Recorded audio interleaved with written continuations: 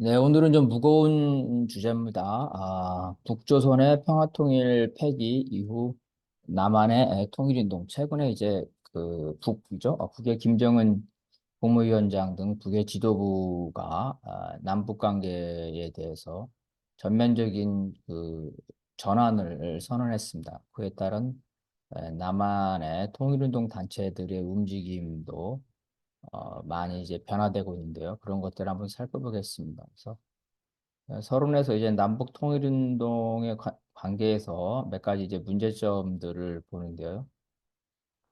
첫 번째는 이제 외국에서 같은 민족, 뭐 독일 민족, 게르만족 이런 거죠. 앵글로색슨 혹은 인접국 사이에 어떻게 평화 공존과 자유 왕래가 정착됐는지를 살펴봅니다.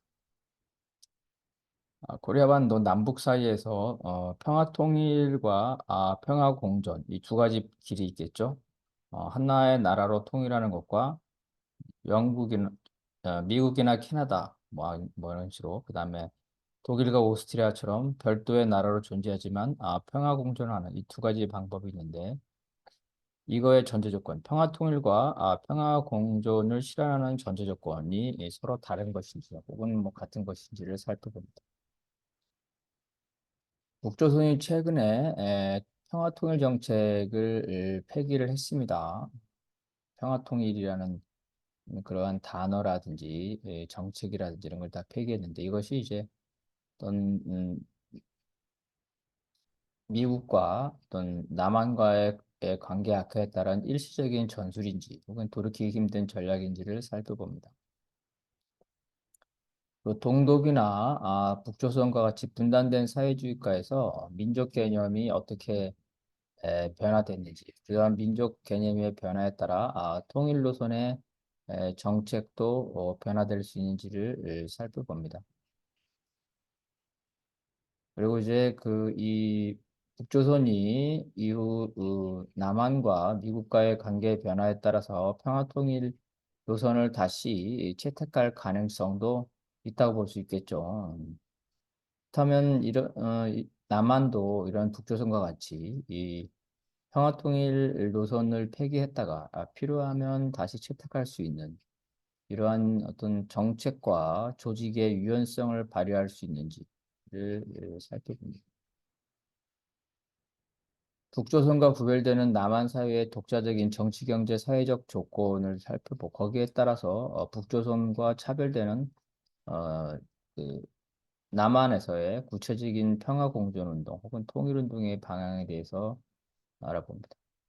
결론으로 남한 통일운동의 방향을 한번 보면은 남북의 평화 공존을 당면한 과제로 삼아서 그죠? 일단은 평화 공존이죠. 전쟁 상태를 중단시키고 더 나아가서 이제 궁극적으로 평화 통일을 이뤄서 남북이 모두 공동 번영하는 것은 여전히 유효한 노동자 민중의 이상이라는 거예요. 평화 공존과 평화 통일은 노동자 민중의 이러한 전 민족적 요구죠. 이러한 요구를 민족에 있어서 지도적 계급 가장 여러 가지 민족 내 여러 가지 계급 중에서 노동자 민중의 숫자도 제일 많고 정치적인 개혁 목표, 변형 목표 제일 높기 때문에 이러한 지도적 지위에서 다른 계급과 계층을 그죠? 주도하면서 대중수행과 진보 정치를 통해서 이러한 평화 공존과 평화 통일이라는 걸 관철해 나가면서 동시에 자신의 계급적 해방과 자본주의 변혁을 추진할 때 노동자 이외에 다른 계급들도 이러한 것들, 그죠? 계급 해방에 협력한다. 노동자가 계급 투쟁뿐만 아니라 민족 투쟁을 같이 해야 할 때만 다른 계급들의 지지를 받아서 자신의 계급적 문제도 해결할 수 있다는 겁니다. 이건 역사에 의해서 증명된 겁니다. 적대적인 국제 정세의 변화, 현재 그죠? 아주 뭐 미국 미국하고 중로하고의 이 경쟁, 대리 전쟁, 북조선의 핵무장의 완성으로 북조선이 이 탄력적으로 갑자기 그러죠. 갑자기 평화통일 노선을 일시적으로 후퇴시켰다. 하지만 남한의 경우에 북조선과 같이 조직과 노선을 신속하게 유연하게 변화시킬 수 없습니다. 북조선이 아까 말한 처럼 일심동체 하나의 유기체처럼 신속하게 결정하고 행동할 수 있지만 남한은 그렇게 못한다는 거예요. 평화통일 노선의 성급한 폐기는 적절하지 않다. 성급하게 폐기했다 이후 정세가 변화되면 다시 또 평화통일 응? 운동을 하자고 하면 그렇게 왔다 갔다 하면은 대중들의 전폭적인 지지를 받기 힘들겠죠. 대중들이 쫓아가기도 힘듭니다. 현재 조건에서 각 단체는 자신의 조건이죠. 자기 구성원의 정치적인 이해관계나 요구 수준에 따라서 낮게는 이제 평화공존, 진보정당이 이렇게 되겠죠. 평화공존 또 시작하겠죠. 그래서 더 높게는 평화통일의 목적을 분명히 해야 된다. 여전히 북이 평화통일 노선을 포기하지 않던 간에 당면에서는 평화공존, 궁극적으로는 평화통일은 여전히 남한 운동의 목표라는 거죠. 또한 각 단체의 조건에 맞게끔 구체적으로 이제 평화공존이라는 측면에서는 반전평화, 평화통일의 조건을 성취한 데서는 반미반제, 온건하게는 반전평화, 좀 더 급진적에는 반미반제, 범민련은 반미반제로 지금 삼고 있습니다. 이런 슬로건을 조정하되 이렇게 슬로건이 다르더라도 서로 연대를 해서 민주주의와 자주화를 실현하는 폭넓은 대중투쟁 전선을 구축해야 됩니다. 반전 평화가 됐든 반미 반자가 됐든 평화 공존이 됐든 평화 통일이 됐든 어쨌든 이러한 자주적인 요구를 내건 단체들은 이러한 자주적인 요구뿐만 아니라 노동자 민중이 중심되면 자주와 평등, 민주주의 문제를 해결하려는 폭넓은 대중적인 그죠? 이러한 창설 연대체죠. 커다란 덩어리의 전선체, 이걸 폭넓은 대중투쟁 전선체.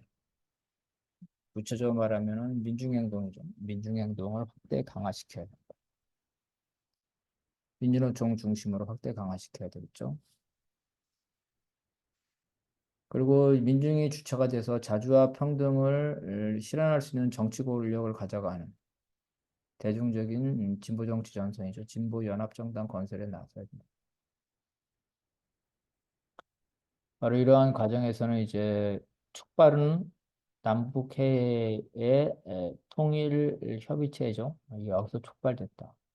6.15 위원회라든지 범민련이라든지 이런 데가 발전적 해체가 되면서 새로운 동력으로 재편됩니다.